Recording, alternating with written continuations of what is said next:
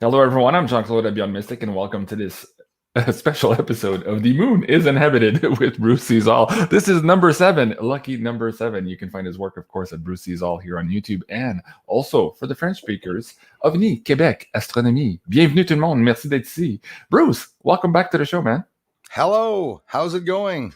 I'm Bruce doing well. Schwartz from Quebec. And same problem, same old. Some new information has come out, my friend, about the moon. About the moon. Talking about oxygen. Hit me. Yeah. Oh, yeah. And it's going to hit like wind. The oxygen on the moon is enough to have 100,000 people. Have 8 billion people. Everyone on Earth can go to the moon and live and have enough oxygen for 100,000 years. The information came out on November 10th at 2:07 p.m. Harvard, Yale forums, people are talking about it, and apparently the information would be from NASA. So yes, you're probably right on the money there on that. That's probably exactly. And it says 3 days ago. You see, so that one was 3 days ago, but the first one that came out was November 10th. And it was on, I don't know if it's The Conversation. There's so many websites and media or something, but it was in reference to the NASA, the ones at NASA working, get this, to create oxygen on the moon. And apparently they say that NASA has had that goal for the longest time, even though they're not talking about it in the news. They're trying to recreate. So then, terraforming and a whole bunch of stuff. Well, you're not going to believe, and you can tell by the excitement in my voice, it just so happens that the day I found that out, I posted clouds on the moon with UFOs under a cloud cover. Like God guided me to at that very moment to put that up at the very, very, and guess how many views I got on my last video?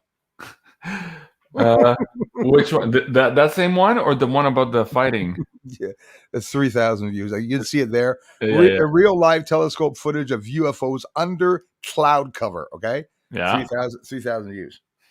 Okay. And, it's the most convincing footage I've ever seen. Okay. So a little bit of here, that was just the full moon very recently. And it's a very short, it's about 30 seconds. So this is what I caught just 2 days ago, looking at the moon, the full moon. So that's a shot with the P900, regular shot with the exposure taken down. That's the difference that you see. Both it was lighter before and now darker. That's all I ever do with the images is bring the exposure down. Which it'll take a bit away from the edge of the moon. So if you're looking at the edge of the moon, it's not the best thing to do. This is not much. This is just the object close to the moon, star or not. We assume it's a star because that's what they tell us, that it's a star. You can see if you move it ahead, you'll see the star underneath it as it's going along there. So anyways, that wasn't really important, but you'll get to the cloud cover. So you just see the star there in the bottom, just showing people. Okay. So here we start. You see the lights arriving to the moon, illuminating the east side of the moon. So the moon's flipped over and I'm just on the edge. You can see the camera is always off the moon. I have to be more off the moon than I am on the moon. And you can see the events of the things. And now here is where it gets really serious. I'm going to zoom up on the top left one, and we're going to take the time. The whole video basically is just for this frame, these few frames. Okay. You're seeing, I'm pressed up on the moon, whether you see clouds or not, I'm pressed up on the moon and it's very blurry, but underneath that blur, we see signs of a movement, like that black object moving, and watch what it's going towards. You're going to see a flash on the bottom left that shows a rectangular shape, which is the shape that I always, there it is. Yeah. It illuminated underneath or in the cloud cover or smokes or hazes, but could they be the ones right now trying to terraform the moon? And that what we're seeing, all those chemicals that they're actually applying in the atmosphere of the moon, is to help the oxygen level be a bit higher. Because don't forget, they just admitted that now 100,000 people, 100,000 years, everyone here, every one of us can go to the moon and live there for 100,000 years. They talk about oxygen in the regolith, the rocks and stuff. I mean, how are we breathing here? There's oxygen in our rocks too, but that's maybe not solely how we're breathing, or maybe it is, because think of it, we're close to the surface, right? The more we go up, the less oxygen we have. You go up to Mount Everest without an oxygen tank, you'll die. You know, Mhm. we're pressed up against the vegetation. Yeah. And that's probably what's helping us live and breathe. Where there's no Mhm. vegetation, we probably will not have oxygen to breathe. But look at it. And the worst of it, watch this. When the light appears, Jean-Claude, it's little detail, but it's important detail. When that light appears, Mhm. there's a smoke there. You'll see it here. There's a smoke to the left of it that appears just before it lights up, like it took off from the surface. I don't know if you'll see it in this one, or maybe I was too late to mention it. But Oh, watch. I can go back if you like. Hold on a second here. Yeah, why not? Sure. Let's scroll back a little bit here. Okay, There so you you could, go. Yeah. yeah. So you see when the light lights up, just before it instantaneously, there's a puff of smoke to the Mm. left of it, and now it's going by so fast. I know it's hard to see, but at one point I slow it down in the video and explain that, and you'll see it there. You see, it's a Mhm. little fast It's there. pretty fast, yeah. I can Yeah, try to slow that down a little bit for a second. Hold on. Okay, hold on. That's right here. yeah. Quite simply, if you slow it down, you'll see very, very well that each frame. There's at least almost 2 frames, Jean-Claude, where there's a smoke that appears before. So we'll see it. So now we're looking to the left, and this even mine was slowed down already. So before we see that light, we should see a little puff to the left. There's the puff. There's the light. Now that I said it, look at it again, and you're going to finir par la voir. It really is there. Watch.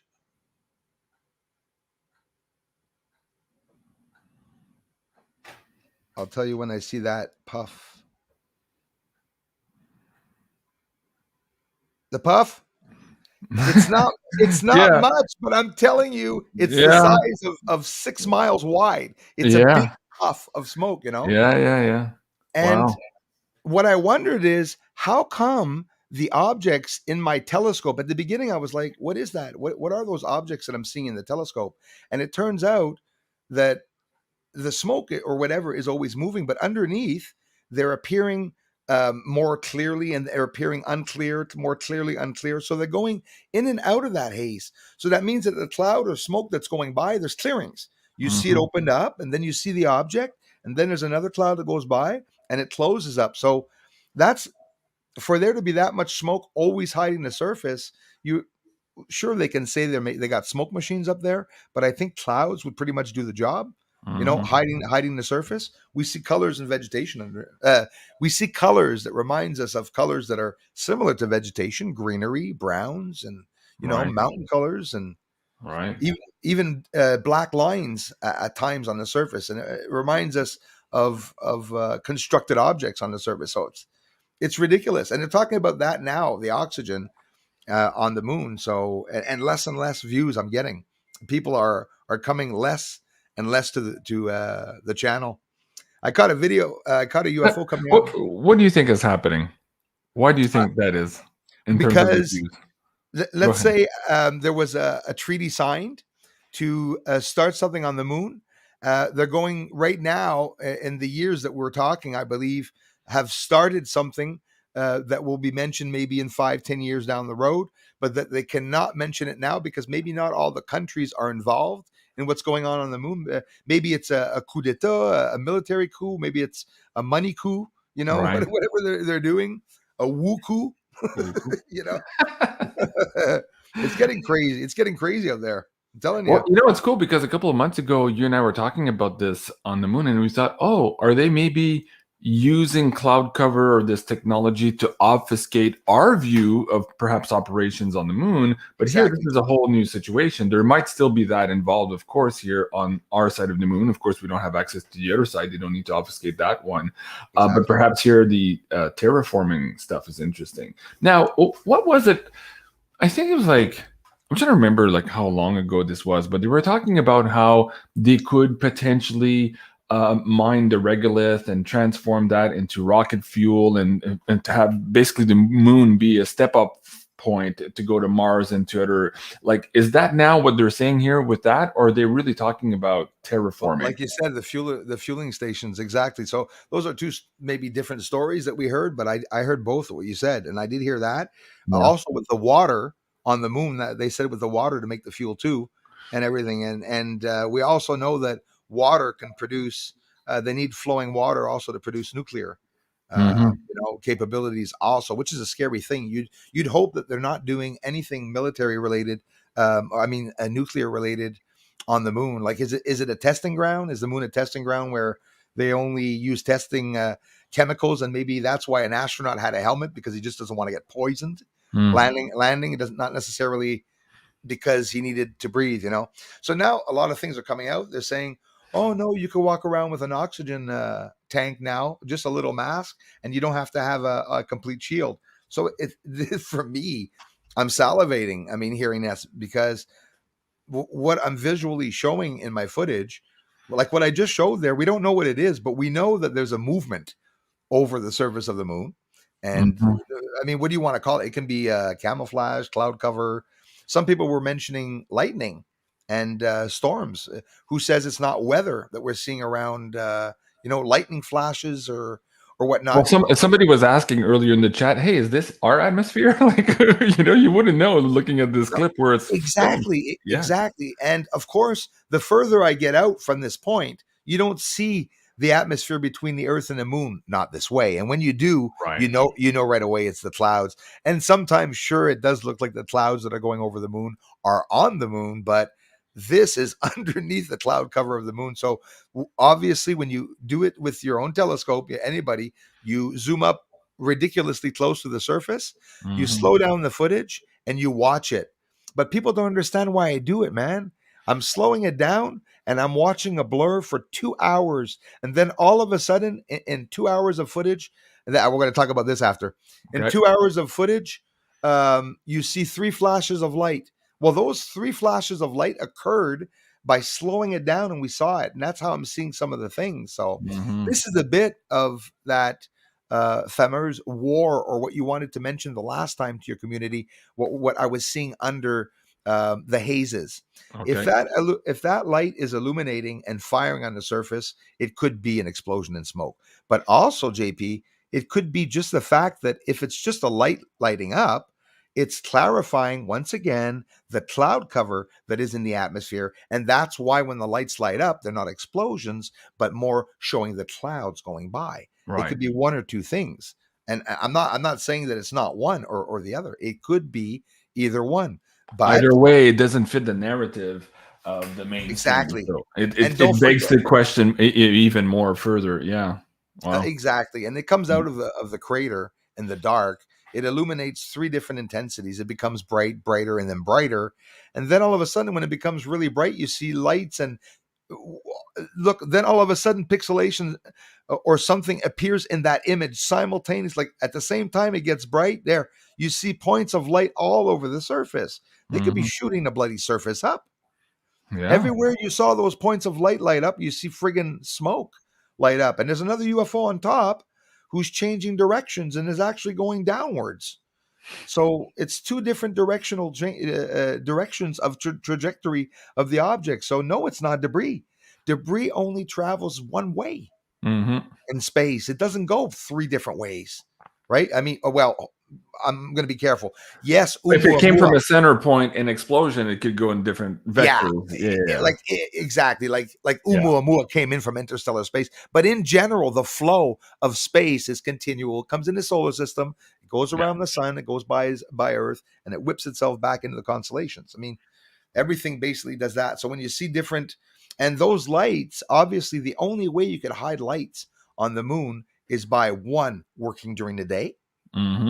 Didn't think of that one, me. And then I started thinking of it. I said, you're looking at night. Oh, that's the sneaky buggers are leaving at night, Earth, when nobody's looking. No, they're not going to leave at night and have bright lights. They're going to leave in the middle of the afternoon, and they're going to do landings, explosions, and everything during the day on the moon, my belief. And they're not going to do it at night. They're not going to do massive explosions at night. That UFO fleet that I captured, man, was during the day at 1 o'clock, between 12 and 1 in the afternoon. So, you know, it's crazy. Greta is saying, who's JP? Yeah, who's JP? I think he meant JC, Jean-Claude. Did I say JP? Yeah, I'm sorry, man. I'm sorry. Okay. Somebody else did that the other day too. I was like, who's JP? Oh, it's me. Yeah. Like, okay. I was thinking of my troll, JP, probably. Sorry. Hey, I got a question for you. I had this interview the other day with Gosha from Cosmic Agency. She's a contactee. She's been in contact with some ETs for a number of years. She has her own channel. And I wanted to ask you your thoughts on perhaps what the moon is. Even here on the planet, there's a record where if you go back enough far in time, you'll see cave drawings of our solar system without the moon, and then suddenly the moon is there. And so a lot of scientists are asking, well, what the hell happened? They didn't know how to paint the moon a year prior, and now suddenly they decided all that they're going to paint the moon. Exactly. Do you think the moon was brought in here? Is it just a regular object that maybe was part of another planet that exploded in our solar system? That's one theory. Another theory could be that it's actually a spaceship of sorts, or maybe a Dyson sphere. A lot of this conjecture out there, and now, of course, it's all covered with space dust and regolith. What do you think the moon is? You just said it, man. I mean, you touched a lot of good points of a lot of things of what I think. The moon was not there before as a theory. I believe that's totally. Whoop, do you hearing feedback? Am I okay? Yeah, I can still hear you. Go ahead, man. Okay, I just had a Okay. little ghost. Okay. So yeah, what was that? What was I saying? Yes, the moon.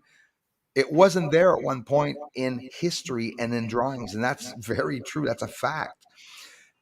I do believe that it's possible that it could have appeared there, but not necessarily. I'm not necessarily going to lean on the dragging and towing it there, or maybe it was driven there because it's a UFO. And I have a theory that I believe that all the planets. Well, I don't believe it, but it's a cool theory, imagination theory.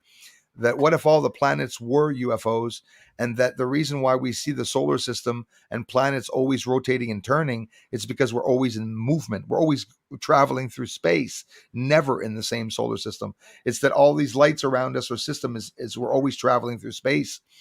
On the moon, it could be laboratories, hospitals, prisons, an intermission point for different beings coming in from different galaxies and constellations. It could be a school. Also, I mean, there's so much. I tend to think I don't know about that, the human and alien part yet. I don't know if humans and aliens are necessarily have signed a contract or not, but I think they have a long time ago, and there's maybe a closer connection to extraterrestrials than we think. Maybe there wasn't a treaty. Maybe we are them. We've always been the ones exploring space and doing experimentation, and lots of terms are so. Yeah, like exactly. When you look at the orbits and the way that we travel in the solar system around the sun, it just doesn't make any sense. By looking at this graph, it would take me months to understand exactly what the hell's going on. Nothing makes sense. There's, it's like there's a magnetic motion to everything that's holding together. But what are the walls? What are the walls and the lining of the universe? What is it sitting in? Water, a Well, that's magnetic. the thing. What's the medium we're in? And a lot of people are suggesting that as the sun is moving in this model, as the sun is moving through space and we're kind of like in a vortex behind it, we're Yeah. moving into different densities of whatever materium we are in. So you just explained what I had said. Yeah, like we're always constantly moving in space. Yeah. There is no time where this morning we're here and the sun's here and everything's cool and quiet. We're whipping through space all the time. Yeah. And the thing about the sun too, like its color, some people suggest that perhaps the color of the sun, like when you and I were younger, we would draw a yellow sun. Now, when we look at it, kids are drawing a white sun or whitest blue sun. And perhaps that's because of the effect of whatever material it's pushing through. Think of a windshield going through, 100 miles an hour on the highway, right? So there's a pressure going on to this, whatever. Fusioning. The sun's fusioning. It's getting worse, and it's going to get white before it explodes. It's going to get white. That's a whole other story. But this is DJ Sadu. Anyways, it was really cool representation to kind of show what is perhaps actually happening, as opposed to the sun being fixed in space and we're turning around it. There's more movement involved, and that if that's the case, it kind of ties in also to all the yugas. So if you look at all the Hindu texts, we have these I think it's 24 or 26,000 year cycle, and it would make sense that our sun now is perhaps traveling around another galactic central sun, and so that would explain all of these cycles. I believe it, and it's changing the time of Earth's rotation. Earth is rotating faster, and this is recent. This is recent information from NASA that Earth is traveling a split second, millisecond, faster, or millisecond faster. Yeah, and no, they say that you're not going to feel like your days much longer, but I don't know. I beg to differ with that. Mm-hmm. Was that you? No. let me just bring up those yugas there. Do I have a time cycle on this one? I think it's 24,000 years. It could be 26,000 years, but at least you get the point here. We are moving in space. And there was another one of these graphs where it shows a galactic central sun somewhere, and it's not exactly in the middle. We're going in this elliptical around this other sun. Yeah, we're being shot like an elastic, an elliptical Yeah. orbit. We're being slingshot, like they say, is a term that they use across the sun, and then slingshot back across the sun, and then always in that. Okay, let's go back to the moon for a second here. In my understanding in astronomy, when we're looking at moons on other planets, we never see what we see here in terms of the size ratio and the orbit of this planet with our moon. It's kind of like a unique circumstance. In other, Yes. Okay. Yeah. So can you explain that to the audience a little bit here, and then we can maybe use some conjecture to figure out, well, why that is. Again, if we have that theory where something was parked into orbit, whether it was a planet or not, you talked about maybe it's another spaceship, maybe it's the Death Star we're looking at. Right. Who the hell knows? But talk about this relationship, the size and the orbit ratios, from what astronomers are finding in space, but is absolutely not the case here for the planet. What exactly? Do you mean like for example, when you look at, let me know if this is not what you meant. When you look at something that's far away, like a galaxy or a solar system, when you're looking at the solar system from really far away, you're going to see a light, and that light is the whole solar system. You start getting closer, or the satellite starts getting a lot closer to the solar system, then you start seeing lights, independent lights, looking like they're pushing themselves away to distance themselves more of the ratio. Because when you're looking at something at a distance in space, really, really far away, there's an arc. There's like an elliptical illusion where things look like they're shifted or faded over. So if you're sending something to go to an Orion beside a star, Betelgeuse, once you get on a straight trajectory, you won't be aligned with Betelgeuse because it'll be lower because of the curve. And I don't even know, I can't even explain the proper term of it. I don't know if it's exactly that what you meant though. No, I meant the fact that it appears that our moon is either too big and too close to our orbit to actually be there in geosynchronous orbit as compared to other bodies in space. Whether it's the size and weight ratio, there's something completely off and unique about our relationship with our moon compared to what astronomers are seeing out there with other moons. Well, like the sun, the sun, they say when you look at the sun and the moon, they're the same size. They look the same size, but they're not. The sun is like millions of miles away. And so they say, and the moon, well, at its furthest 390 kilometers an hour, 397,000 kilometers away, I think it is, or miles, but. And then you put in the fact in there that we never see the other side of the moon. So it's like, for some reason, it's like perfectly timed to always show us one side of it. And so if that was a spinning ball, you would think at some point it would come out of sync and we would see more. So can we say that the moon and the earth are in some way one object or one system? Geosynchronous orbit. I know that satellites, that's where they go. They go in geosynchronous orbit, meaning the satellite is not turning, it's turning with the planet. So if the planet's rotating like this and the satellite's there, it's going to rotate with the Earth as compared to the satellites that are going around Earth. But geosynchronous orbit, apparently all the dead satellites go there, and they just, there's something they're not telling. It doesn't make any sense. Well, speaking of dead satellites, we've seen quite a few of these here, and this was in the WebBot data, like I believe up around 2015 or 16, where Cliff was predicting here that we would eventually have this cascading failure of satellites that would create this debris and encapsulate the planet. Well, we're here now. That language is in the news now. That's exactly it. And you can see the image right there. That all those white specks are just the debris all around the planet. So there's people now working on different technologies to try to clear that up. I think that's interesting. But when you're looking through space with your telescope right now, are you seeing this debris, or you're seeing when there's movement coming in of asteroids hitting this debris? Like, this is all.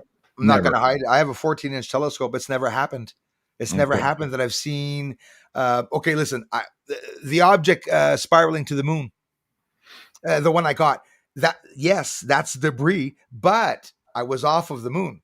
So it's rare that I'm filming just in the darkness with nothing, but I bet you if I did it, I probably would see flashes lines and streaking lines of objects and debris. And Mhm. some of this debris isn't very big, and some of it, like the one, I don't know if you heard. We're Tuesday today. Yeah. Today, Jean-Claude, I heard this last Thursday or Friday. There's mention, and this was in the newspaper. I love sharing what's in the newspaper because sometimes what's in the newspaper is not in the news. Mhm. ISS space station Tuesday, today, if I'm not mistaken, everyone's going to be bunkered down, locked down in each of their own compartments, and they're going to be watching that 10-inch space debris that is spiraling right towards them. That Mhm. they want to know, and they say as of now, the satellites are going to have to start tracking those objects that are in that field going towards them continually. So they're going to have to move and align all the time. So that's going to give us a lot of problems in connectivity.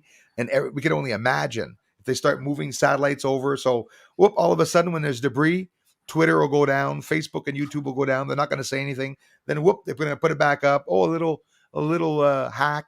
It's not a hack. It could be the satellites or the Well, debris. Cliff was talking about, a lot of remote viewers and psychics were saying, hey, we might get, days of darkness, whatever. And Right. Cliff was saying, that could have something to do with satellites, because if we start seeing this cascading effect of failures, we could lose communications here on the planet, and it could set us back quite a bit. Definitely. Yeah. Do you think this was a Russian thing? The Russians said no at the beginning, then they said kind of yes, but it wasn't like, what's going on here? I think so. I think something happened, and who's involved? Well, you have Russia, India, and the U.S. Mhm. that are involved. Mhm. 2019, without safely saying, without causing any marks here, a satellite was shot down last year, 2019, Yeah. by India. India became space capable. Mhm. So now they're talking about wanting to go out on the moon. We're seeing Blue Origin go up, starting to do tests with tourists and stuff. And I don't With know. Montreal's Bad Billy. Yeah. William Shatner. Yeah, of course. Oh yeah, exactly. Yeah. William Shatner. I mean, anyways, I don't know. You got William Shatner and Tom Cruise get to go up to the friggin' moon or whatever. I don't know why, or they get to fly around in orbit to see stuff. I really don't know why. Uh-huh. But I bet you when he was up, I think actually I said this. On the last one. I said this the last time. I'm going to say it again. When William Shatner was up there, I found out that the first thing he said to everyone, all the tourists that were with him, he says, he screamed out, "Beam me up, Scotty." So, anyways, I thought it was funny. You could only imagine what's going through his head, man. He made a movie with what everyone found out today, that everything that was in that bloody movie is actually happening, possibly. Yeah. So these people know a lot of things when they start doing these films, and they get paid not only for acting. I think they get paid for shutting up too sometimes. I'm with you on that one. Oh, I'd yeah. be curious to know when you're in those circles. And of course, he was talking to it's Mark Richards. No, not Mark Richards. What am I talking about? Who's the Canadian astronaut there? The who? The Canadian astronaut. The Oh yeah, the one I don't like that plays the guitar. yeah. What's that guy's name? Hadfield. Chris Hadfield. There you go. Yeah. These two had a confab at some point, and I'm like, I wonder what that conversation was really about. Leftist astronaut. Definitely. Yeah, and whether or not Hadfield was actually on the ISS, there was rumors that perhaps they go someplace else, and then they film the part that's on the ISS on these weird kind of, big Boeing crafts that create anti-gravity for a few seconds, or no gravity for a few seconds. I know that's a whole conspiracy. Even a landing, there's nothing stopping them from attaching an object inside of a Boeing's belly, to have it lowered down on chains and to show the landing with these, and hide the Boeing and add smoke and saying, for Houston, we're leaving the atmosphere of the moon. People are so into it. And even if it's not real, they're like, oh, it's got to be real. It's got to be real. It's so cool. Yeah, it's so awesome.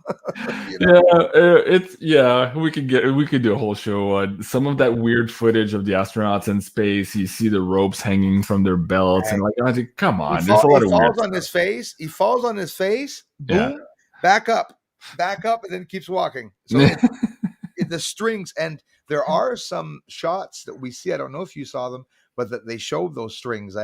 We see that Oh yeah, that's what I mean. You can Yeah, clearly see they're on a they stage. They're all adjusted the attached with a exposure. harness. I mean, come They on. put up the exposure of the image, and you could Mm, see the long little slits going up the yeah, lines, yeah. holding him up by his shoulders and stuff. Same thing with the women. It's like the hairspray in the hair to put it up. You could tell like it wouldn't be that straight and that hard.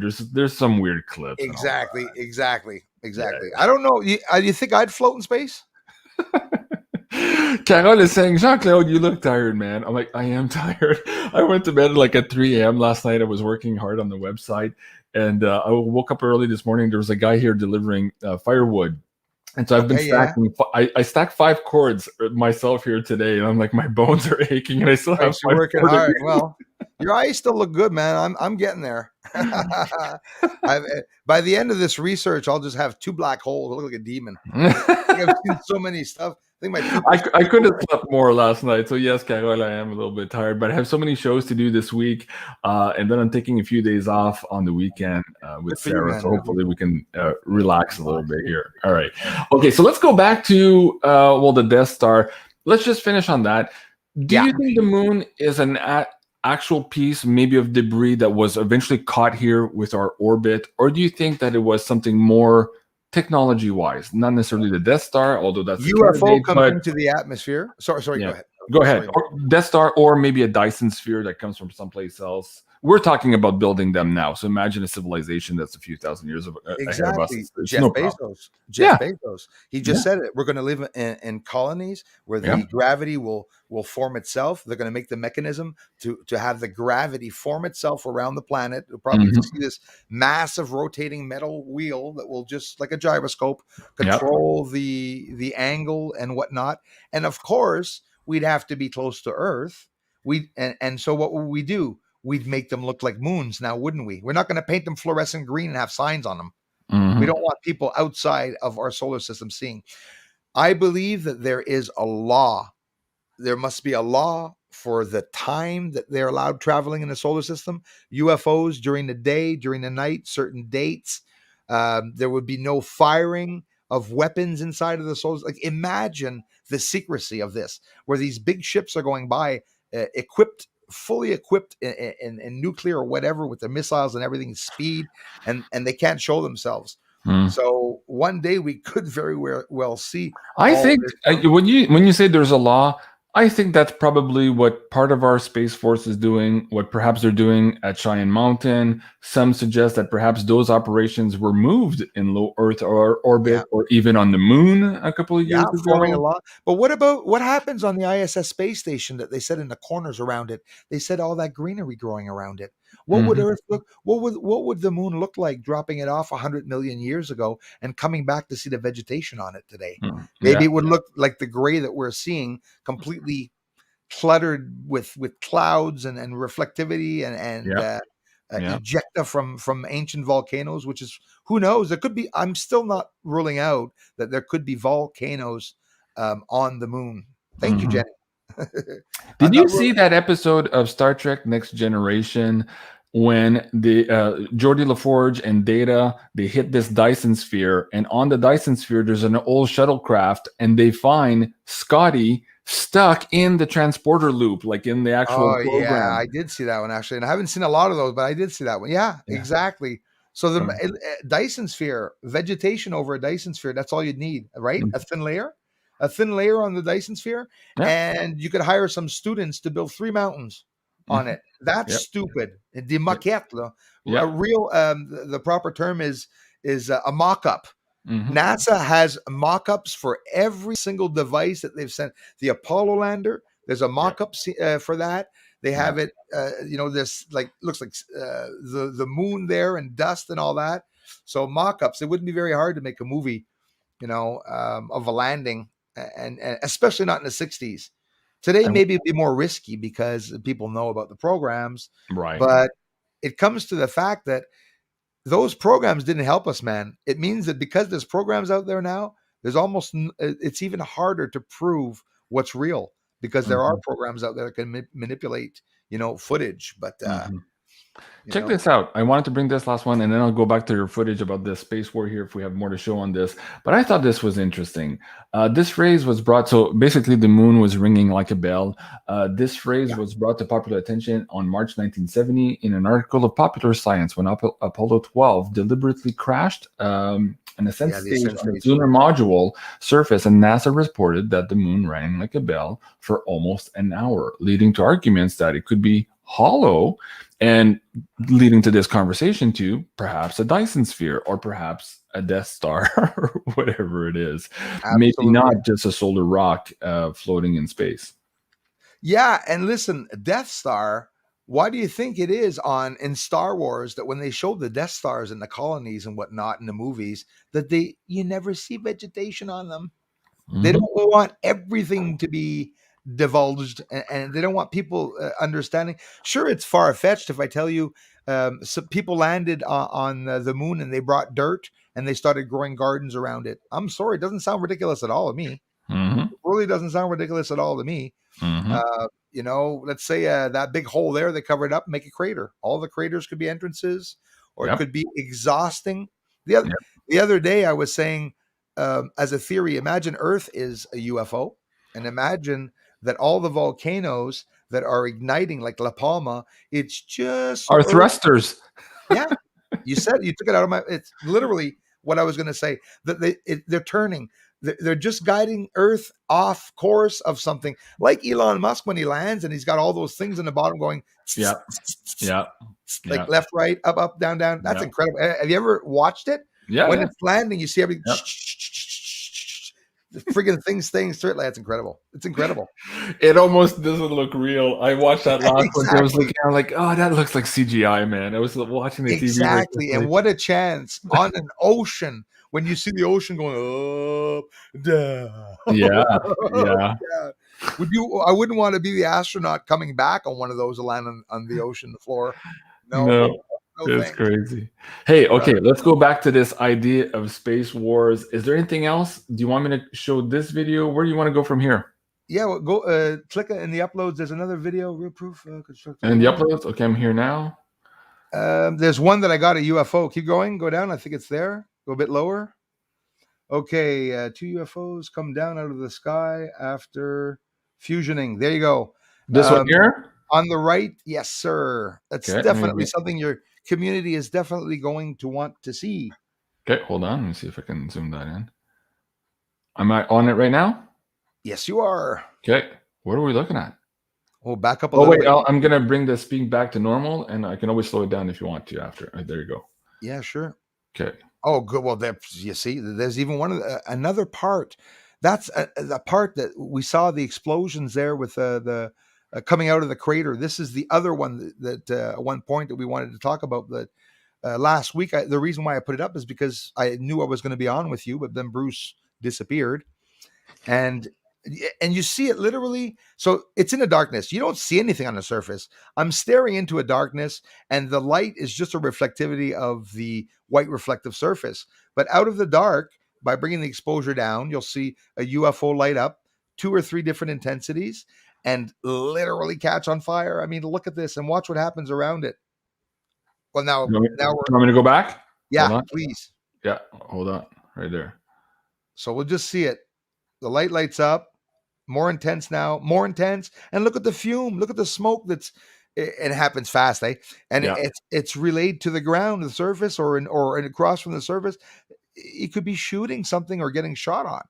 So it's scary as hell. It's like literally there could be some type of shooting, or again, they're terraforming and they're exploding these chemicals in the air, which is, creating massive pockets of oxygen. Who knows what they're doing?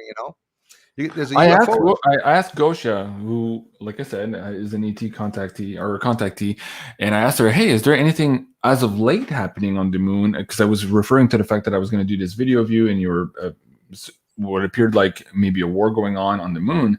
Yeah. And what her contact told us was, well, no, and that's kind of like day-to-day stuff. It's just that you just happen to catch it. It's not that it's more prevalent right now.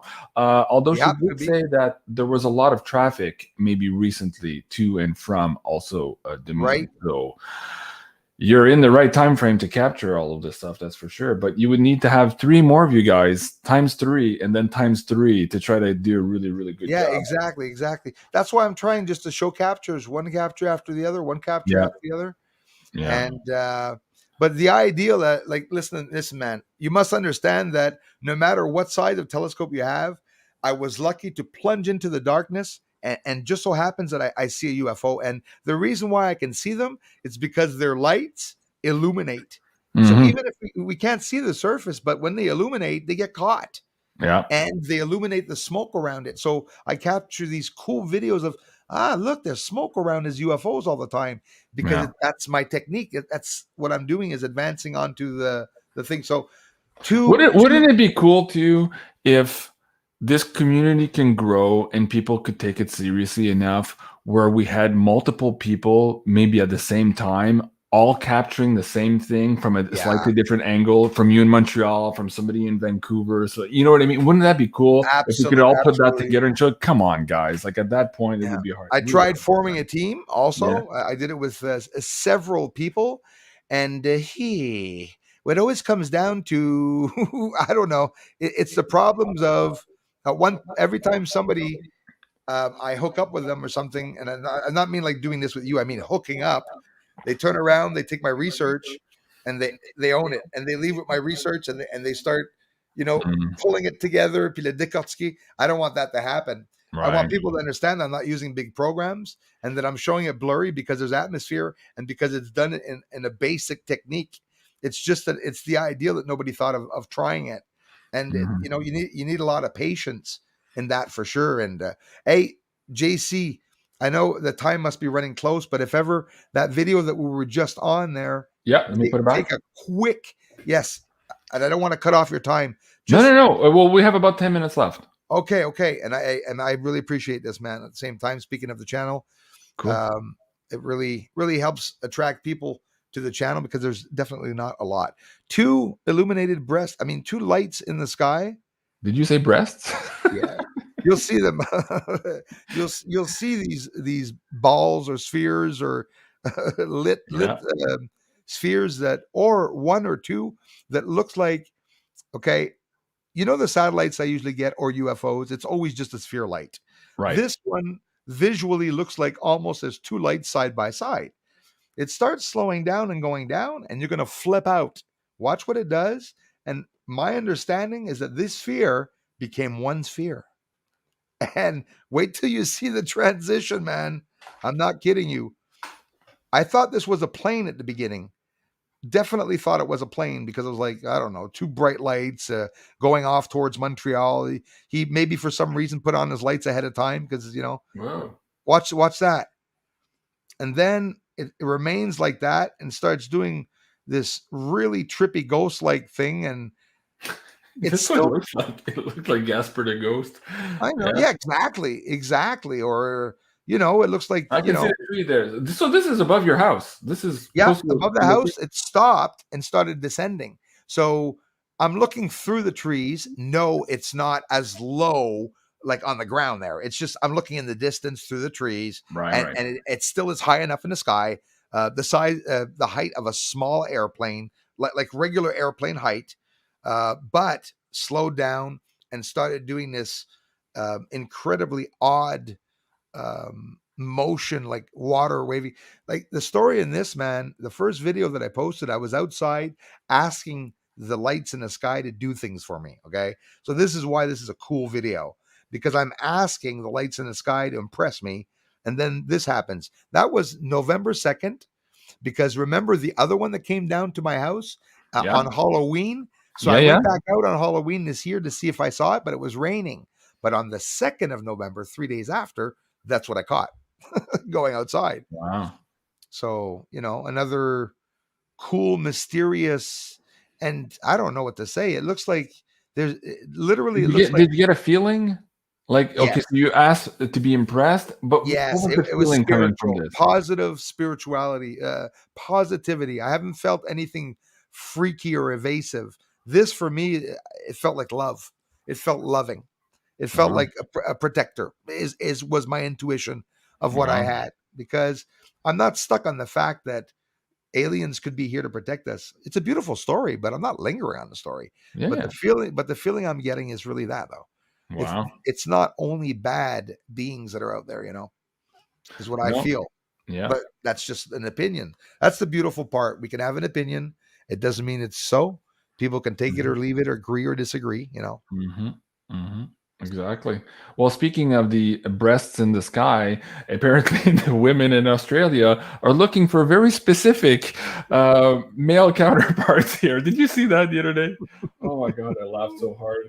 But this also was in the Web data like a year ago, that suddenly people who didn't take the thing would become very, very popular for a reason, including sperm banks and all of these things. And it was just hilarious that this, of course, was in the mainstream. I got my hair cut, man. What's that? I even went and got my hair cut. All we need is a dating site now. Looking for Unvied. That is hilarious. And You could see the satire, how since we're not allowed talking about certain things, well, let's go brand and things like that are going to come up, and people, they're not going to be able to say anything.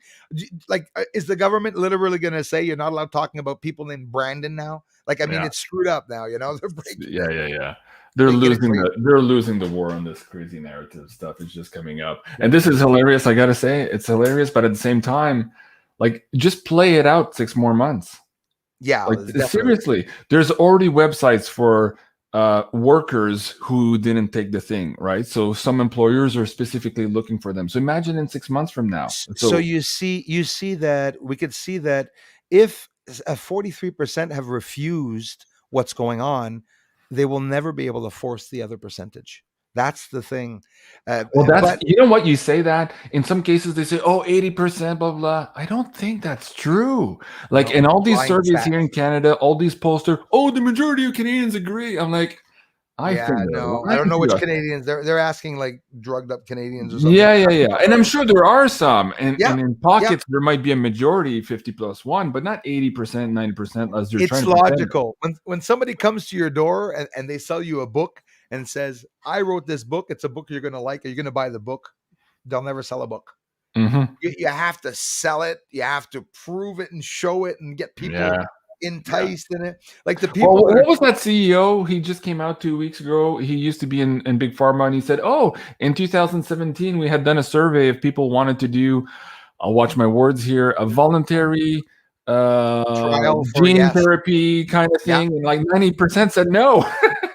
And of course, here they're all being forced to do so. And exactly. It's ridiculous. It's ridiculous. And they lie. Like, for example, when what's going on, the people lifting up, doing things in the streets and stuff, they're not mentioning it. Like, Canadians don't know what just happened in Australia, and they don't know what happened in France, and they don't know when people are standing up against. You're not allowed to know. Yeah, it's not on the news. No. And, we are dealing with an authoritarian, government. We are? We want. I'm telling you. I think so. Oh my God. All right, Bruce, maybe you and I will be in a concentration camps together soon enough. Could be, man, but like I said, at least we'll have plenty to talk about. Yeah. Well, I'll bring my my infrared and my night vision stuff, and we can have fun looking at the stars. All the prison line shirts, that's all we're gonna see with the infrared camera. But anyways. Yeah, exactly.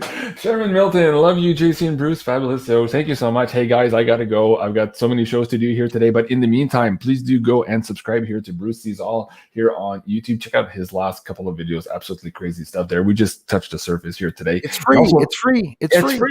And also, if you want to check out some of his French interviews, check them out at OVNI Québec Astronomie here on YouTube. C'est gratuit. All right, this was lucky number 7, part 7. Hopefully we can do this again here in the next couple of weeks, or at least once here before Christmas, and then I guess you and I will take a break. Are you taking a break, or what are you doing for Christmas? Nope, I'm there. I'm there for you whenever you want. I'm still going to be here for Christmas. Okay. The day that I'm going to take off, the day before, I will have posted a lot, like done a live stream and everything. Right. I'll spend a couple of hours with my son and family, and then I'm back on the work. No breaks here. Okay. No I'll breaks send you a here. quick We're email about to after the close show. up. We'll look at some dates and we'll put the next one on the board for you guys. Absolutely. Anytime, man. You're always welcome. And thanks to your community also. And you guys, thank you very, very much. All right. Thanks, guys. I'll see you later tonight at 7 o'clock for a deep intuitive healing session with May Levy. And then at 9 o'clock with Medina and Janine for another trauma soul healing session. This is our second episode. So I'll join be us for that watching, one. man. And tomorrow, Andy Sheckman will be back on the show at 3 p.m. We're talking about the tightness in the silver market. And I'll have Bo Polney again. He's coming up with some new data that he's looking into his cycles of Bitcoin, gold, and silver. And something crazy is about to happen, or so he says. So check him out tomorrow at 4 p.m. Eastern. I'm Jean-Claude BeyondMystic. I love you guys, and we'll see you soon. Au revoir. Au revoir.